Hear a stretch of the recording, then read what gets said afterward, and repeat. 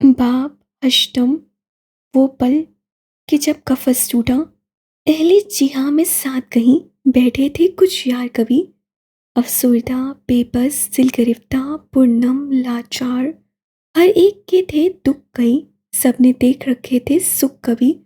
मेरे महफिल ने फिर बात छेड़ी।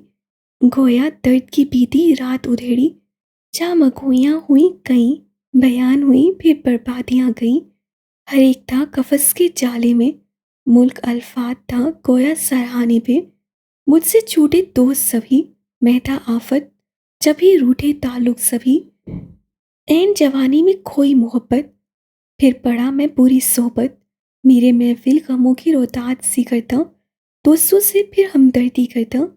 तुम सब हो कफस के जाले में। नहीं ला सकता मैं तुमको उजाले में। हर इंसान की कफस कहीं मैंने देखे हैं बेबस कहीं। हर इंसान है अपना बाजू खुद। मदद का हाथ फरार का साथ खुद। वो किस्से जो तुमने सुने थे परिस्तानों के, जिसमें आते थे मसीहा जहानों के। मेरे अजीज वो किस्से तमाम झूठे थे। मनाओ उनको जो तुर्श रोई से रूठे थे। ये कफस सभी वक्ती हैं। होंगी खत्म जो तुम टूटी सकती हैं। बनो फिर अपना बासो तुम। धो लो अपने आंसू तुम। रखो कहानी में कदम वापस तुम। जहां तुम हो शहजादे, तुम हो मलका, तुम ही आसेब और तुम बेऐब। चढ़ाओ चेहरे पे मुखट गई। बनाओ फिर पहचाने गई। बहाओ खौफ आज सब भी। ये पल है जब कफस टूटेगा। हाँ लाजिम है दिल तो जरूर भींचेगा। मगर याद रखना एक बात तुम। नसीहत रखना अपने साथ तुम। है दर्द फसाना जिंदगी हकीकत। कफस मौत आज़ादी नेमत। चाहे बाकी पल हों तो, चाहे फिर कल हो ना हो। फेंको अपने कफस को तुम। उतार फेंको रंट सारे। जख्मी दिल सहलाओ, रोती आंख बहलाओ और मेरे साथ दोहराओ। ये है वो पल जब कफस टूटा। जागते जागते एक उम्र कटी हो जैसे। कोई फरियाद मेरे दिल में दबी हो जैसे। ये मौजूदा दिन से एक दिन कब्ल का मंजर है। जगजीत सिंह का गाना गैस गंभीर की गाड़ी में मध्यम आवाज से बज रहा था। वो पिछली नशिश पे बैठा था। गर्दन ढलकाए आंखें मूंद रखी थीं। बाल बिखर कर माथे पे गिर रहे थे और लिबास से बड़े बड़े सुर्ख धब्बे थे। वो खून था, उसके अपने मामू का खून, जिसे वो थोड़ी देर कब्ल कत्ल करके आ रहा था। जहन बार बार भटक कर माजी में चला जाता था। बंद आंखों के पार वो एक दहशतनाक मंजर देख रहा था। मेरे बाबा को मत मारना। चीख चीख कर ये अल्फाज कहते हुए बेबसी की हदूद छू रहा था।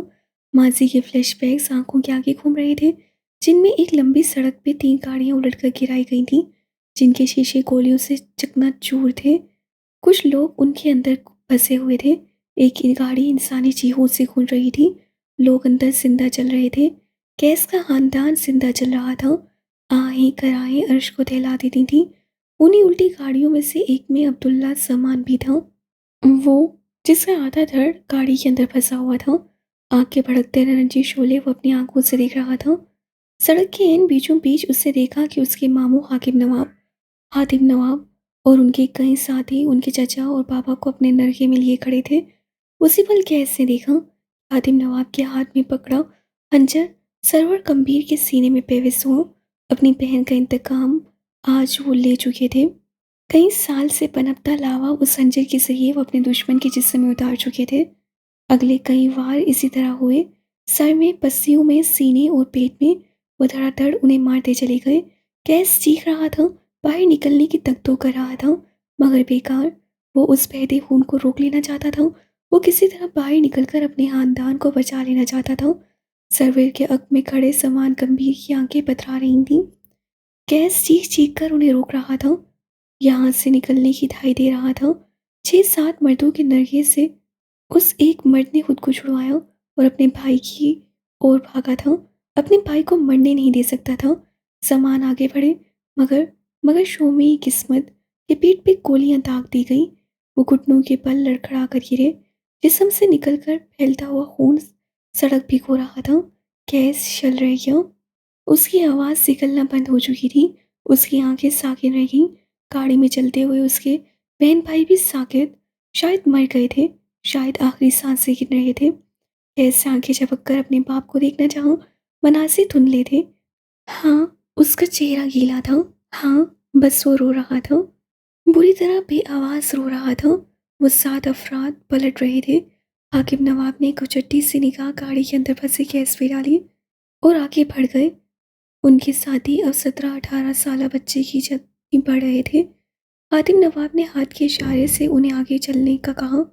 वो छोटे छोटे कदम लेते हुए आए और उसके पास घुटनों के बल बैठे। आंखों में नरमी थी। कैस हाथ बाहर निकाल कर उन्हें मारना चाहता था, मगर उस आदमी की निगाहों में बसी नरमी में जरा बराबर फर्क न आया।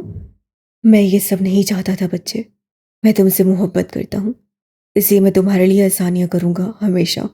उन्होंने एक झटके से उसे खींच कर बाहर निकाला और सड़क पे फेंक दिया। देखो, मैं पहला मुजाहरा किए जा रहा हूँ, सारी जिंदगी करूँगा। वो उठे। गैस अब भी टकटकी बांधे अपने बाप को देख रहा था। मुझसे बदगुमान न होना। आखिरी लफ्जों में बेबसी थी और फिर वो चले गए थे, मगर गैस के लिए वक्त मेहरबान कभी ना हो सका। हातिम नवाब का चेहरा उसकी आंखों में बस गया था। हालिया वक्त शाम ढलकर रात में तब्दील होने को थी। आसमान पे सितारे टिमटिमा रहे थे। शहर खामोशा की रोशनियां हर तरफ फैली हुई थीं और उन्हीं रोशनियों के संग सफ़र करते हुए अगर हॉस्टल की लॉन की तरफ आऊं तो सुनहरी आंखों वाली लड़की सपाट तासुरात के साथ बैठी दिखाई देगी। उसकी आंखें किताब पे जमी थी, मगर जहन में मुख्तलिफ ख्यालात उमड़ रहे थे। उसके साथ बैठी शेजिल मोबाइल पे कुछ नया डेकोर डिज़ाइन बना रही थी। दफातन उसका मोबाइल बजने लगा। सीने ने बेदिली से कॉल अटेंड की, मोबाइल कान से लगाया। बशर की आवाज़ उसे भारी और बोझल लगी। हातिम चचा का कत्ल हो गया है ज़ैनी। अल्फाज से कि क्यों? सीने ने बेख्तियार दिल पे हाथ रखा था। कत्ल इस्लामाबाद में हुआ है। अफरोज़ा मैडम से मेरी बात करवाओ। अब्बा और हातिम चचा की बीवी के साथ तुम भी गाँव आ जाओ। वो रो नहीं रहा था, न सीनिया रो सकी, लेकिन उन दोनों के दिल को जैसे किसी ने चीर दिया था। कत्ल किसने किया? वो नहीं जानती थी कि उससे ये अल्फाज किस दिक्कत से अदा किए थे। क्या मुझे बताने की ज़रूरत है? क्या तुम्हें वजदान नहीं मिला? ना जाने क्यों, मगर वो तल्ख हुआ। सीनिया के दिल को धक्का सा लगा था। उसका फ़ोन वाला हाथ बेदम होकर गिरा। बशर कॉल काट चुका था। उसकी आंखों के गोशे भीगने लगे। ये तुमने क्या कर दिया अब्दुल्ला? ये तुमने क्या किया? तुम अपने साथ इतने जालिम क्यों बन गए हो? तुम हमारे साथ इतने जालिम क्यों हो? उसकी आंखों से आंसू निकले। उसे चचा याद आए। जब अब्बा झिड़क देते थे तब चचा उन्हें प्यार देते थे।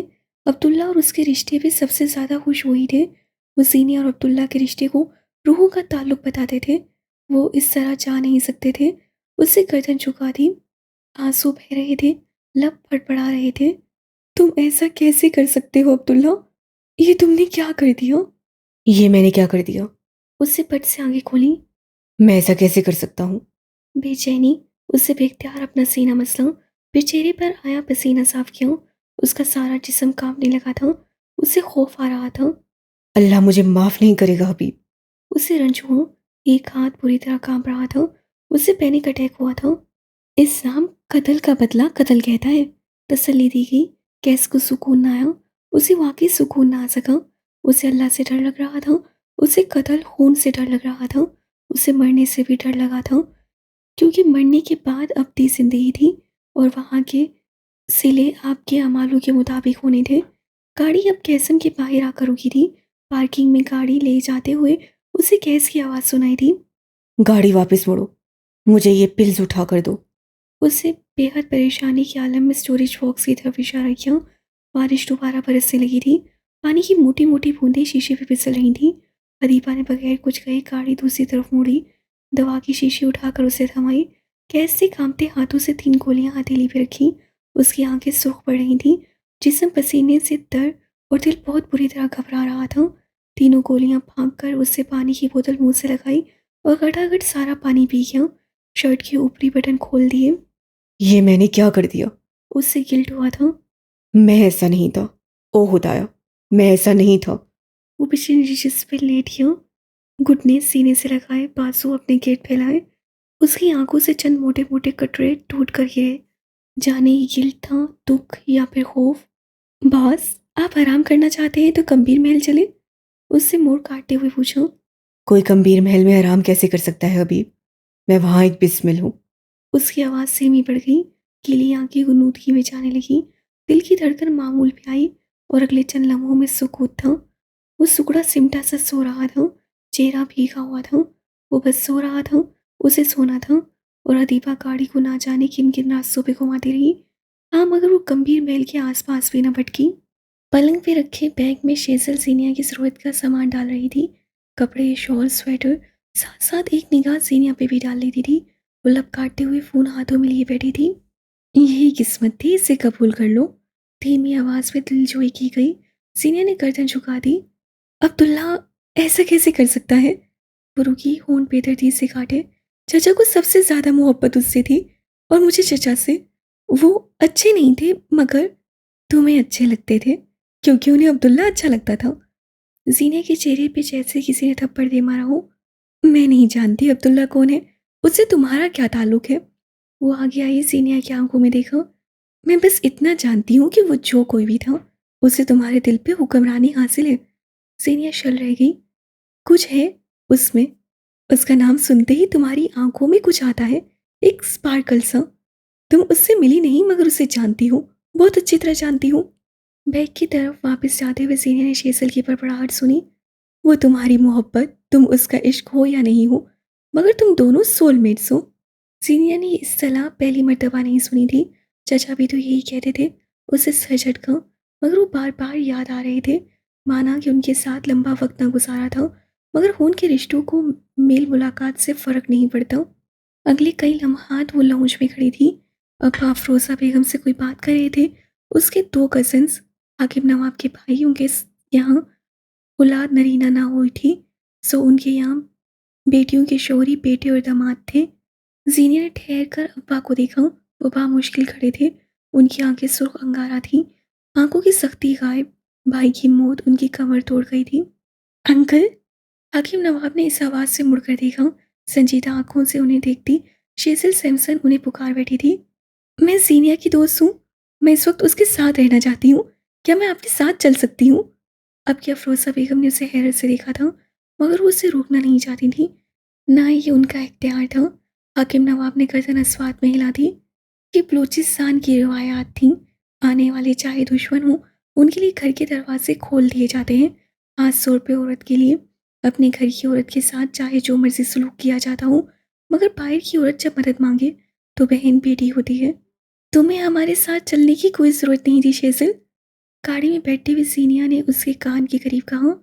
कसम खुदा का, आंटी ने तुम्हें रोका भी नहीं। वो खौफज़दा हुई।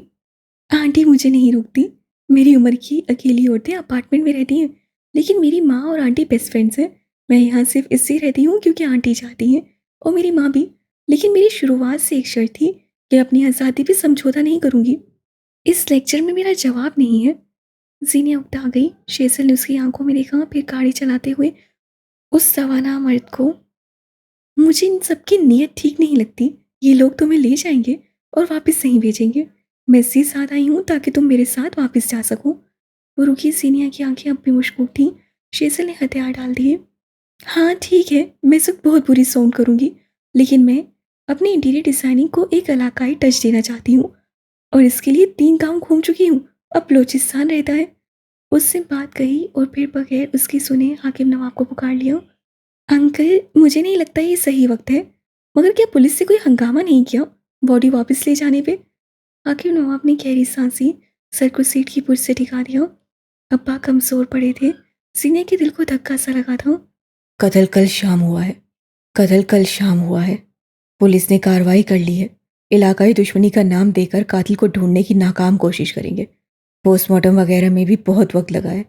आज सुबह बॉडी गांव तक पहुंच गई थी। वो मुश्किल जवाब दे रहे थे। क्या हमारे जाने तक मैयत वहीं होगी? वो ना जाने क्यों इतने सवाल कर रही थी। दफना दिया गया है, रखने वाली हालत नहीं थी। वो रुके, आंखों में आई नमी को धकेला। अल्लाह अब्दुल्ला को गारत करे। आखिरी अल्फाज पर बड़ाहट की सूरत थे। सीने ने मुट्ठी भींच ली। तकलीफ सी तकलीफ थी। कत्ल कल हुआ और आपने जीनिया को भी नहीं बताया? यह हाकिम नवाब खामोश हो गए थे। जीनिया का दिल जोर से धड़का। उसे लगा पप्पा कह देंगे कि जीनिया की कोई औकात नहीं कि उसे बताया जाए, या फिर कोई और सख्त लफ्ज़। मगर वो काफ़ी देर बाद कुछ बेहद मुख्तलिफ बोले। जीनिया अपने चचा के बहुत करीब थी। मैं पूरे 2 दिन इसे अजियत नहीं देना चाहता था। ये अल्फाज अमर हो गए थे। इस्लामाबाद की साकिन फिजाओं ने सांस लेना छोड़ दिया। जीनिया हाकिम ने अपनी पूरी जिंदगी इससे ज़्यादा खूबसूरत अल्फाज नहीं सुने थे। 3 रोज़ बाद हवेली की फिजा सौगवारियत में डूबी थी। अगले हिस्से में मर्दों के लिए शामें आने लगे थे और हवेली के अंदर बड़े से हॉल में औरतों का आना जाना लगा रहता था। जीनिया इन 3 दिनों में बस एक कोने में बैठी आती जाती रोती पुरसा देती औरतों को देखती रही थी। वो उन औरतों के सामने नहीं रोई थी। दादी, अम्मा, दादा, बशर और उसके बाकी चचा हर एक उसे खामोशी से देखता था। अब्दुल्ला से सबसे गहरा ताल्लुक उसी का रहा था। शाम ढली वो गूंज के साथ हवेली के पिछले बाग की तरफ चली आई थी। उसे रास्ता मालूम था। उसके कदम जैसे आदी थे। यहाँ औरतों को आने की इजाज़त थी, मगर एक हद थी। आम के दरख्त के नीचे तने से टेक लगाए वो नीचे बैठ गई। वो जब छोटी थी तब यहाँ आया करती थी। नरम घास और दरख्तों की छाँव में उसे सुकून सा मिला। उसी पल उसे नजरें मुड़कर देखा तो एक तरफ बैठी कूंज लाताल्लुक सी थी। जीनिया ने उसे देखकर मुस्कुराने की कोशिश की। कूंज नहीं मुस्कुराई। क्या तुम भी बाकी सबकी तरह मुझे कसूरवार समझती हो? तुम्हारा कोई कसूर नहीं। हर इंसान अपने अमाल का जिम्मेदार खुद होता है। बड़ी बड़ी बातें करने लगी हो। किससे सीख रही हो? उससे चेहरा घुटनों पे गिराया और रुख मोड़कर उसे देखने लगी। जेगम ने कहा था। बस यही कहकर वो खामोश हो गई। जीनिया चुपचाप उसे देखने लगी। तुमने मेरे स्केच बुक खोले थे ना? कोश ने बेयकीनी से गर्दन उठाई। जीनिया ने कहना जारी रखा। तुम्हारे हाथ में जो अंगूठी है वो अलमारी के निचले खाने में रखी थी। ऐसा पूरा सेट है मेरे पास। जीनिया ने आम से अंदाज से कहा। मैंने हमेशा तुम्हें कुछ सिखाना चाहा। शायद मेरा अंदाज गलत हो, मगर नीयत साफ थी। मैं चाहती थी तुम्हारा नाम हो, अपनी पहचान हो। इनसिक्योरिटीज से निकल आओ। उन सब के दरमियान तुमने कब कहाँ मेरा क्या इमेज बना लिया, मुझे पता नहीं चला। तुम झूठ कहती हो। तुम्हें तो वजदान नहीं मिलते थे। कोच का लहजा लड़खड़ाया। जीनिया ने इस्पात में सर हिलाया। तख्त पे ठहरे शबनम के कतरे थोड़ी थोड़ी देर बाद गिरने लगते थे। हाँ, शायद दूर कहीं मुझे मालूम था, लेकिन मैंने तुम्हें मना नहीं किया। प्रस्तिश किसे ना पसंद होती है। वो रुकी, ठहर कर कूंज को देखा। मैंने कभी करियर के बीच में अब्दुल्ला के इंतज़ार से कोताही नहीं की, लेकिन अगर तुमने मुझे बस करियर का सोचते देखा तो ये तुम्हारी नज़र का धोखा था। मैंने कभी जॉब के साथ बच्चे पालने और घर के काम करने से मना नहीं किया था, लेकिन तुम्हारा कसूर ये है कि तुमने बस ऑफिस कोर्ट में देखा। मैंने तुम्हें मैनिपुलेट नहीं किया कूंज। तुमने मेरे बारे में अंदाजे लगाए। तुम्हें चाहिए था मुझसे पूछ लेती। कूंज ने 1.5 माह उसे इल्ज़ाम देने को अल्फाज सोच रखे थे, मगर आज उसके सामने बैठे हुए उसके ज़हन में से सब कुछ मोहू हो गया। जीनिया बला थी और बलाओं से मुकाबले कठिन होते हैं। क्या तुम मुझसे नफरत करने लगी हो कूंज? जीनिया ने आहिस्ते से पूछा तो कूंज के दिल को धक्का सा लगा था। मैं कभी तुमसे नफरत नहीं कर सकती जैनी, ना ही कभी की है। मैं तुमसे हसद भी नहीं कर सकती, ना कभी किया है, मगर मैं तुमसे जलती थी। उससे इतराफ़ कर दिया। लेकिन जलन केवल हो सकती है, और मैं कर लेती थी। तुम गॉड कॉम्प्लेक्स की मारी औरत हो। जब मैंने तुम्हारी प्रस्तिश शुरू की तब तुम मुझे रोक भी सकती थी। वो बोलते बोलते रुक गई। मुड़ी हुई पलकों पे आंसू आन ठहरे। मैं मानती हूँ मैं तुमसे ऑब्सेस थी। मैंने तुम्हारे बारे में अंदाजे लगाए। तुम्हें और बाकी सबको हैरत होगी कि कोई अपनी ही बहन से इतना मुतासिर कैसे हो सकता है। हम सब कभी ना कभी किसी न किसी दौर में किसी शौक, किसी फनकार, किसी कज़न या फिर बाप भाई से इंस्पायर रहे होते हैं। क्यों होते हैं हम इंस्पायर? क्योंकि वो लोग रोशनी में होते हैं। हमें वहाँ सब रोशनी और रौनक नजर आती है, मगर हकीकत ये है कि जो लोग रोशनियों में घिरे रहें उनका असल अंधेरा होता है। सीनियर तहम्मुल से जवाब दिया। सही कहा। इसी तरह तुम मेरे लिए रोशनी थी, मेरी शम्मा। मुझे तुम्हारे हाथों की जगह हमेशा पर नजर आए थे, मगर तुम्हारे अंधेरे के करीब आकर देखा तो तुम्हारे हाथ तुम्हारी पुष्प पे बंधे थे। तुम कफस ज़दा थी। सीनियर साकिन हो गई। रंगत एक लम्हे में सफ़ेद पड़ गई थी। तुम्हारा कफस मेरे कफस से मुख्तलिफ है। तुम्हें बुलंदियों ने जकड़ लिया है, इतना कि तुम आज भी यहाँ अपनी बहन को समझाने नहीं, मैनिपुलेट करने आई थी। काश कोई तुम्हें इस सताइशी कॉम्प्लेक्स से निकाल सके। सीनियर कई लम्हे कुव्वत ख्वाही से महरूम रही। कई लम्हे दोनों अपनी अपनी जगह खामोश रहीं। क्या तुम मेरी वजह से खुद को सजा दोगी? अपने साथ जुल्म क्यों कर रही हो? किसी इंसान से इतना ऑब्सेस भी नहीं होते कूंज, इतना कि पुराने दोस्त छोड़ दो, हराम ताल्लुकात में पड़ जाओ और अपनी ही बहन से इतनी नफरत करने लग जाओ। आखिरी बात सीनिया को खुद भी चुभी थी। मैं कुछ भी तुम्हारी वजह से नहीं कर रही। उससे एक एक लफ्ज तोड़ तोड़ कर अदा किया। हम जिनसे मोहब्बत करते हैं वो लोग अगर हमें छोड़ जाएं, रूठ जाएं या फिर गुमान हो जाएं, तो सबसे पहला ख्याल यही आता है कि हम खुद को बर्बाद करेंगे, खुद को नुकसान पहुंचाएंगे, ताकि उसे अंदाजा हो उससे हमारे साथ कितना गलत किया। सच कहूं तो उन जा चुके लोगों को फर्क नहीं पड़ता। वो अल्फाज सुना रही थी, बार बार रुक रही थी, मगर अहम था कि वो बोल रही थी, हाँ, मुझे दुख हुआ था कि तुम वैसी नहीं हो जैसी मैं समझती थी, लेकिन बस वो दुख ही था, सदमा नहीं। मैं उससे निकल चुकी हूँ। सबसे पहली सोच मेरे ज़हन में भी यही थी कि अब मैं खुद को बर्बाद कर दूंगी ताकि तुम्हें एहसास हो। क्रीपी। जीने ने तबसरा किया। I agree. पूंछ हंस पड़ी। कोई भी इंसान इस काबिल नहीं होता कि उसके लिए खुद को नुकसान दिया जाए, बर्बाद किया जाए। तुम मेरे लिए कीमती थी, ज़रूरी हो, मगर इतनी नहीं कि मैं तुम्हारे लिए खुद को बर्बाद कर दूं। ऐसा नहीं होगा जीनिया हाकिम। मुझ पे सबसे ज्यादा हक मेरा है। जीनिया मुस्कुरा रही थी। उसे खून से ये तवक्कुआत नहीं थी।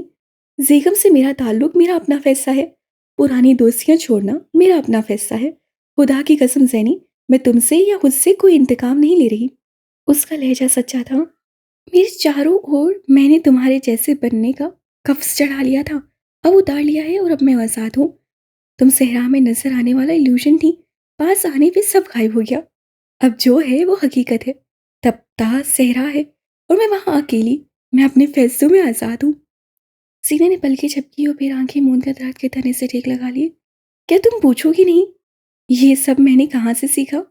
उसकी जरूरत नहीं है। तुम वही अमल दोहरा रही हो जो अब्दुल्ला के छोड़ने पे मैंने दोहराया था। कौन सांस न ले सकी, वो उसे इतने अच्छे तरीके से कैसे जानती थी? सही कहती हो तुम, सबसे ज्यादा हक तुम्हारा है। मगर उससे आंखें खोली, गूंज को देखा। तुम कभी भी मेरे कफस में कैद नहीं थी। तुम्हारा अपना कफ्स था, इनसिक्योरिटीज का, सोशल एंजाइटीज का, पीपल प्लीजिंग का, सहारों का, और सबसे बढ़कर कॉम्प्लेक्सेस का। किसी और के फैलाए कफ्स से निकलना आसान होता है, मगर अपने कफ्स से निकलना मुश्किल। क्योंकि क्योंकि वो इनविजिबल होता है। कोच ने उसकी बात मुकम्मल की। सीनिया ने वापस आंखें मूंदी। उसके इर्द गिर्द सन्नाटे छा गए।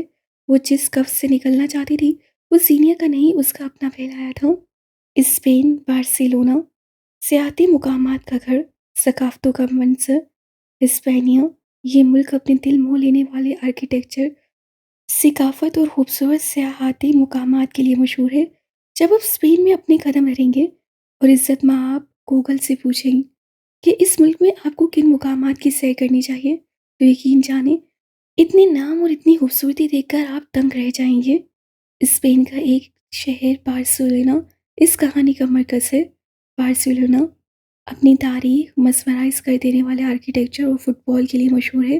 बार्सिलोना के सियाहती मुकामात की लिस्ट खंगालो तो उसमें एक नाम, लास रम्बलास नामी एक गली का भी आएगा। ये सिर्फ एक गली नहीं है, ये एक अलग दुनिया है जहाँ इंसान की अकल दंग रह जाती है और आंखें हैरा होने लगती हैं, जहाँ मुख्तलिफ सकाफतें मिलती हैं, जहाँ हर रंग और नस्ल के लोग मिलते हैं। लास एम्बलास सोता नहीं, उसकी रोशनियाँ मदम नहीं पड़ती। यहाँ खामोशी का कभी गुजर नहीं हुआ और तन्हाई उसे छू कर भी नहीं गुजरी। ये आने वालों के लिए बाहें खोला देता है और जाने वालों को एक लंबे अरसे तक अपने सहार में जकड़े रखता है। मेरी गंभीर के साथ इस मुकाम की सैर करना एक दिलचस्प तजुर्बा होगा। आसमानी रंग की बैगी शर्ट के साथ स्याह कार्गो पैंट पहने, बालों के ताज़ा स्पाइक्स और हल्की बड़ी शेव वाला मेरी गंभीर आज स्पीच देने को तैयार था। आज वो बार्सिलोना के वॉकिंग टूर पे था। गलियां, बाजार, लोग, रश, पुर रौनक स्पेन। जिंदगी के असबाक देता मेहदी, और जिंदगी से क्या चाहिए। लास रम्बलस में दाखिल होते हुए हर तरफ रौनक बिखर गई। शाम का पहर था, आसमान हल्का जामनी पड़ रहा था और रश बढ़ता जा रहा था। कभी कभी मैं सोचता हूँ कैदी कैसा महसूस करते होंगे। कैद, कफ्स, जंजीर, ये सब कैसा होता है। बार्सिलोना की पुरौनक स्ट्रीट में चलते फिरते लोगों और ऊंची कदीम इमारतों के दरमियान चलते हुए वो कह रहा था। साथ एक कैमरामैन था। सोचें, आपके हाथ पैर जकड़े जा चुके हैं। जंजीरें चंद दिन आपके हाथ को भारी लगेंगी, चंद दिन बेचैन करेंगी, और चंद दिन बाद आपके हाथ सुन्न हो जाएंगे और उसके चंद दिन बाद कलाइयाँ जख्मी होने लगेंगी। कुछ कैदी कफ से निकलने की कोशिश करते हैं और कुछ जख्मी कलाइयों के साथ जुड़े रहते हैं। आज हम माजी के ट्रोमास का जिक्र नहीं करेंगे। आज हम ताल्लुक के ख़त्म होने के बाद दर्द और जिल्लत की शुरुआत की बात करेंगे। चलते चलते वो रुका। अग में खड़ी इमारतें हैबत तारी कर देती थीं। लॉस रम्बलस के दोनों अतराफ में बड़ी बड़ी दुकानें थीं, अमारात थीं, कैफ़े, बार, फूलों की दुकान, सर्कस, कैंडी शॉप्स, सयाहों के लिए लगाए ये ठेले। गर्ज के ये गली एक लाइफ टाइम पैकेज था। हम सब ने ज़िंदगी में बहुत कुछ खोया है। लोग, ताल्लुक, दोस्ती, एकेडमिक मोहब्बत, दौलत, शोहरत। लेकिन उन सब के बाद क्या हुआ? ताल्लुक ज़रूर टूट जाए, लेकिन हर्ट क्या करता है जानते हैं? जब ताल्लुक टूट जाने पे लोग आपके बारे में झूठ बोले, जब आप पे बहतान लगाएं, जो राज आपने उस ताल्लुक में शेयर किए उनका कोई पर्दा ना रखे। इस दर्द से बड़ा दर्द कोई नहीं होता। होता है क्या? आसपास बहती हवा ने बेख्तियार नफी में सा हिलाया था। लोग आ जा रहे थे। उस गली में मुकामी लोग गिने चुने थे। जब आप लॉस रम्बलस आएंगे तो आपको हर नस्ल, हर हित्ते के लोग मिलेंगे। कदीम तर्ज की बनी इमारतों की खूबसूरत बैल्कोनी से लटकते पौधे स्याहों का दिल मोह लेते थे। बियर के कैन हाथों में लिए झूमते गाते लोग स्याहों की आंखों का मरकज से। यहाँ से आपके कफ्स का दौर शुरू होता है। कफ्स हर दफ़ा बुरा नहीं होता, ये बात आज समझ लें। जब एक आप पे इल्ज़ाम लगा रहा हो तब आपने ज़ुबान बंद रखनी है, क्योंकि आपके ऊपर वक़ार का कफ्स हो लगा है। आप उसे नहीं उतार सकते। आपको नहीं उतारना चाहिए, चाहे वो आपका महबूब हो या चाहे दोस्त। वो जब बेवकार होकर मजमे में खड़ा होकर आपके बारे में लोगों से गलत बयानी करे तो वक्त को जवाब देने का इख्तियार दें, क्योंकि जितना कसूरवार वो मजमे में खड़ा शख्स है उससे ज़्यादा आप हैं। कैमरामैन ने आंख से कैमरा हटाकर उसे हैरत से देखा था, जैसे कहना चाहता हूँ मैन सीरियसली? मेरी मुस्कुराया। सब आंखें चमकने लगी। लॉस एंजल्स का कोशा कोशा उसे सुन रहा था। फूलों की दुकान से आगे बढ़कर वो एक स्टॉल के आगे रखी कुर्सी पे बैठ गया। फूलों की दुकान से झांकते फूल उसे आगे बढ़ते देख अफसरदा हुए। जी, आप कसूरवार हैं। वो आपके बारे में बोल रहा है क्योंकि कभी किसी ज़माने में आप किसी और के बारे में बोले थे, या फिर आप एक मजमे में जब किसी पे गलत इल्ज़ाम लगाया जा रहा था खामोश रहे थे। याद करें, वो कौन सा लम्हा था? वो दोबारा उठ खड़ा हुआ और आगे आगे चलने लगा। अब के वो ज्वेलरी के स्टॉल के आगे खड़ा था। मुख्तलिफ परिंदों के अशकाल के लॉकेट्स। वो पलक झपके बगैर उनको देखे गया, फिर जेब से ढेर सारे नोट निकाले और गुच्छे में मौजूद सारे लॉकेट्स उतार लिए। उसके दिल को जो लॉकेट भाया था वो एक नन्हा सा हमिंग बर्ड का लॉकेट था। लाशौर से हटकर शौरी तौर पर, अगर आप किसी को जलील करते हैं तो एक दिन कोई आपको भी जलील करेगा। एक्शन के रिएक्शंस हुआ करते हैं। इस दुनिया में आपका किया गया हर अमल एक्शन है, और उसके रिएक्शन के लिए आपको ज़्यादा इंतज़ार नहीं करना पड़ेगा। क़यामत के दिन से पहले एक और क़यामत होती है जो यहाँ दुनिया में बर्पा होती है। वो बोलते हुए रुका, लंबी सांस ली और सड़क किनारे बने एक फोन बूथ से टेक लगाकर खड़ा हो गया।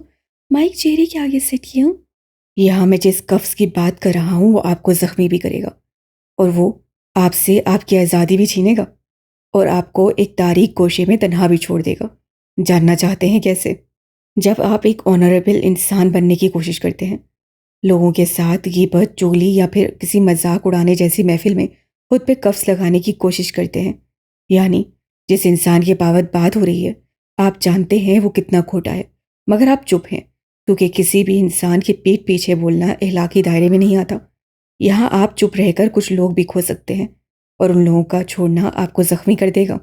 कोई आपको छोड़ गया, आपके साथ जुल्म किया या फिर आपकी इज्जत नहीं की, आप उससे बदला लेने की खातिर खुद को या उसको नुकसान नहीं पहुंचाएंगे। यह आपके अंदर के शैतान पे लगा कफ्स होगा। खुद को हर किस्म की इंतकामी कार्रवाई से रोकना आपको अंदर ही अंदर मारेगा। आप लोगों से नहीं मिलेंगे, यह आपकी आज़ादी छीन लेगा, मगर आप साबित कदम रहेंगे। कई बार आपका रिजल्ट बुरा आएगा, शादी खराब होगी, महबूब धोखा देगा, सारी दुनिया आप पे तंग होगी, हर तरफ से घेरा तंग होता जा रहा होगा। यहाँ आप पीछे नहीं हटेंगे, यहाँ भी आप कफ्स ज़दा होंगे। ये कफ्स भी वक्त से पहले नहीं टूटना चाहिए। आप सोचते होंगे कि मैं आपको बाउंड्रीज़ के बारे में बता चुका हूँ, अब मैं आपको कफ्स के बारे में बता रहा हूँ। ये दोनों चीज़ें एक जैसी हैं, है ना? वो फोन बूथ से दूर हटा। बूढ़ी इमारतें उसे जाते हुए देखती रहीं। अब रात का सा समा होने लगा था। जर्द बत्तियां जला दी गई थीं।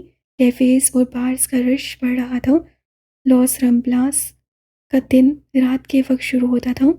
बाउंड्रीज आपको कई बार हर्ट नहीं करती, कफ्स करेगा, बहुत ज़्यादा करेगा। सिर्फ हर्ट नहीं, ये आपका दिल चीर देगा।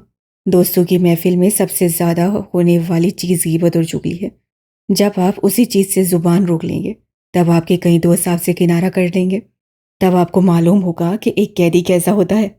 जब आप किसी इंसान के पीछे नहीं जाएंगे, खुद को बेतौकीर नहीं करेंगे, तब आपका दिल, वो मोहब्बत का भूखा, तवज्जा का मारा दिल बहुत बुरी तरह टूटेगा। तब आपको मालूम होगा हाथों में लगी बेड़ियों की तकलीफ क्या होती है। आपको लगता है ये चीज़ें बेकार है, ये सब आपको कुछ नहीं देगा। सबको यही लगता है, मगर मैं आपको एक बात बताऊं, जिसने कैद नहीं देखी वो आज़ादी का मतलब नहीं जानता। आप अगर इसी तरह गीबत और चुगली में मुलविस रहेंगे तो आपके अंदर एक कोना सड़ता चला जाएगा। आप मुकम्मल तौर पे हर्ट नहीं हो सकेंगे, आप मुकम्मल तौर पे खुश नहीं हो सकेंगे। जिस इंसान के साथ मिलकर आप किसी और को जलील करते हैं, आपको उस पर एतबार नहीं होगा, ना ही होना भी चाहिए। जो किसी का मजाक उड़ा सकता है वो आपका मजाक भी उड़ा सकता है। लोग आपको अपने राज नहीं देंगे, आपकी कोई डिग्निटी नहीं होगी। क्या ये जिंदगी है? मैं उस दिन मरना पसंद करूंगा जिस दिन लोग मुझे ये कहने लगे, मेरी ये बात किसी को मत बताना। आप जानते हैं ये बात क्यों कही जाती है? क्योंकि आपने कई बार बात यहाँ से वहाँ लगाई होती है। हर कैद आपको एक बेहतर इंसान बनाती है। कहा गया है कि दुनिया मोमिन के लिए कैद खाना है। आपको लगता है ये जुल्म है? ये आने वाला रिवॉर्ड है। यहाँ इंसान को हुदूद में रहना होता है, यहाँ अल्लाह की माननी होती है, और उसके बाद जब हम जन्नत में जाएंगे हर पाबंदी खत्म। मेरी रुकिया, ये लम्हा खूबसूरत सा था। वहाँ हमारे लिए एक अच्छी जिंदगी होगी। आखिरी बात में उम्मीद थी, लगन थी। उस स्पीच खत्म की, कैमरा बंद हुआ और वो आगे बढ़ गया। लॉस रम्बलास जाग चुका था। सियाह साहब की टूर का वक्त हुआ जाता है। उसके लफ्ज़ों के पास कश कई लम्हे वहाँ गूंजती रही थी। हराम ताल्लुकात में आपके असाब पे हर वक्त एक बेचैनी सी रहती है। अपने पार्टनर के मुतालिक खदशे रहते हैं। कुछ लोग उसे मोहब्बत और पोसेसिवनेस का नाम देते हैं। लोग छोटे होते हैं या फिर अंधे। पार्क से वापस आते हुए कूंज की नजर एक तरफ खड़े सेगम पे पड़ी। वो वरीशा के साथ खड़ा था। चंद दिनों से वो बेहद उदास था, मगर आज कूंज ने उसे मुस्कुराते हुए देखा। वरीशा उससे कुछ बता रही थी और वो खुलकर हंस रहा था। फिर वरीशा ने उससे कुछ कहा। वो अगले लम्हे अपना मोबाइल उसके हाथ में थमाया। जेगम ने कुछ टाइप किया और मोबाइल वापस उसे थमाया। शायद वो उसे अपना नंबर दे चुका था। नजरों की तपिश महसूस करते जेगम ने मुड़कर देखा तो कूंज उसे देख रही थी। उससे मोबाइल निकाला, कुछ टाइप किया और कूंज के नंबर पर भेज दिया। पैगाम की टोन बजी। कूंज ने हाथ में पकड़ा मोबाइल देखा। अगले चंद पलों में वो दोनों बाग में थे। जेगम दरख्त के तने से टेक लगाए खड़ा था। कूंज खामोशी से उसे देख रही थी। लैक ऑफ कम्युनिकेशन ताल्लुक तबाह करता है, मगर गैर महरम के साथ रिश्ता वो वाहिद रिश्ता होता है जहाँ बात के दरमियान में मसाइल होते हैं, जहाँ हर रात लड़ाई होती है, हर छोटी से छोटी बात पे शक, इल्ज़ाम और पीछे हटने का सोचा जाता है। लोग एक बार फिर उसे मोहब्बत में हर्ट होना कहते हैं, मगर लोग झूठे हैं। बताना पसंद करोगे मुझे यहाँ क्यों बुलाया, या फिर ये भी तुम्हारी उस अजीज वरीशा से पूछूं? जेगम ने उसे यूं देखा जैसे उसका दिमाग चल गया हो।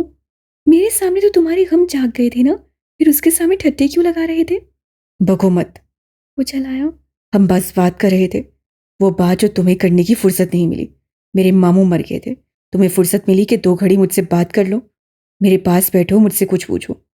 हाँ, लेकिन तुम्हें शादाब के लिए चाय बनाने की फुर्सत ज़रूर थी। उसका लहजा बुलंद नहीं था, सख्त जरूर था। तुम मुझ पे शक कर रहे हो? तुम्हें क्या लग रहा मैं खुशी खुशी उसके लिए चाय बना रही थी? कजन है वो मेरा। तुम बात को कहाँ से कहाँ लेकर जा रहे हो? वरीशा भी तो मेरी कज़न है ना। 2 घड़ी बात क्या कर ली, दिमाग ख़राब करने लगी हो मेरा। अपनी टोन सीधी कर लो, वरना मुझसे भी नरमी की उम्मीद मत रखना। मेरी टोन का नहीं पता, मगर तुम्हारी टोन कुछ ज्यादा नरम होने लगी है अपनी फीमेल कजन्स के साथ। वो तमस्सुर से बोली। जेगम ने मुठियां भींच कर सब किया। और तुम क्या कर रही हो? अगर तुम भूल गई हो तो मैं याद दिला दूं कि तुम मेरी मंगेतर हो, और मेरी माँ तुम्हारी होने वाली सास। मेरी बहनें, उनसे भी तुम्हारा गहरा ताल्लुक है। उन सब के दरमियान अगर तुम उठकर किसी ऐरे गहरे के लिए चाय नाश्ते बनाने लगोगी तो तुम बेहतर जानती हो कि क्या क्या हो सकता है। बोलते बोलते वो रुका, लंबी सांस ली। हमारी इतने दिनों से बात नहीं हुई कूंज, लेकिन क्या तुम्हें फर्क पड़ा है? क्या तुम्हें वाकई लगा है कि कुछ मिसिंग है? और यहाँ वो नरम पड़ गई। हर झगड़े, हर आर्ग्यूमेंट के बाद हराम ताल्लुकात वाले कपल या तो रो देते हैं या फिर जज्बाती हो जाते हैं। एक दूसरे को माफ़ करना, बात छोड़कर आगे बढ़ना, ये उन कपल्स का हादसा होता है। लोग दोबारा उसे मोहब्बत में हर आर्ग्यूमेंट हार जाना कहेंगे, मगर ये खौफ होता है। आप खुलकर लड़ नहीं सकते, आप खुलकर सामने वाले को उसका कसूर नहीं गिनवा सकते। इंसान के अंदर ज़मीर नामी कुछ होता है जो कुछ एक्शंस लेता है, और ऐसे मामलात में वो चुप साथ लेता है क्योंकि उसे मालूम होता है कि वो गिल्टी है। ऐसे ताल्लुकात में इंसान हक पे होते हुए भी झुकता है, उसे झुकना पड़ता है। कूंज ठहर कर उसे देखने लगी थी। वो हर्ट लगता था। जेगम, हम दोनों इस वक्त एक जैसे कड़े वक्त से गुजरे हैं। तुम जानते हो, जो मर गया है वो मेरा चचा था। वो चचा जिसके साथ तुम्हारी एक भी याद नहीं जुड़ी? वो तंजिया अंदाज में बोला। कौन से सब करना मुहाल हुआ। मेरे साथ उनका गहरा ताल्लुक था। हम मिलते थे, हम साथ रहे हैं। तुम्हें तो उनकी शक्ल भी याद नहीं होगी। क्या हम दोनों यहाँ अपने खानदानी मामला डिस्कस करने आए हैं? कूंज ने उसकी बात काटी। मैंने तो यही बात करने को बुलाया था। आप आगे जो तुम चाहो, क्योंकि मुझे नहीं लगता कि तुम किसी किस्म की बात करने में इंटरेस्टेड हो। उससे कंधे उचका दिए। कूंज ने गहरी सांस ली, अपने वकार पे ढेर सारी लानत भेजी। कसूरवार ना होते हुए भी, आई एम सॉरी, मुझे तुम्हारे और वरीशा के बारे में ऐसा नहीं कहना चाहिए था। हालांकि वो इससे भी बुरा कहना चाहती थी, क्योंकि उसका दिल भी खालिस नहीं था। हद से बढ़े हुए लोगों के दिल खालिस रहते हैं क्या? इल्ज़ाम से हमने भी लगाया था, मगर जब झुक चुके तो खुद को पूरा झुकाना था। मैं तुमसे बहुत मोहब्बत करती हूँ जेगम, मैं तुम्हारे लिए पोसेसिव हूँ। हालांकि वो खौफजदा थी, उसे हार मान ली क्योंकि उसे लगा था मोहब्बत है। जेगम ने माफ़ कर दिया क्योंकि उसे लगा था वो अजीम है। मोहब्बत को हर दफ़ा माफ़ करने वाला अजीम। कुछ देर बाद वो चला गया और कूंज का दिल अब भी खाली था, परेशान भी और मलामत ज़दा भी। कहीं वो शक करने की वजह से उससे बात करना कम तो नहीं कर देगा? कहीं वो मेरे माफ़ी मांगने पर खुद को हर इल्ज़ाम से बरी ज़िम्मा तो नहीं करार दे रहा? कहीं मैंने खुद को झुका कर गलत तो नहीं कर दिया? हज़ार वसवसे, हज़ार परेशानियों। भला हराम ताल्लुकात में कभी किसी को दिली सुकून मिला है?